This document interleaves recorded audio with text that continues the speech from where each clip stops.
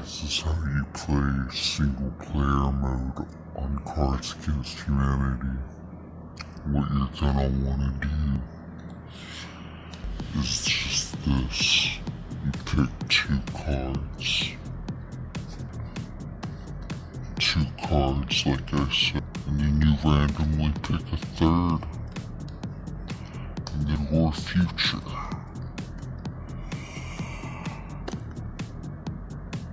Whatever's gonna happen, well,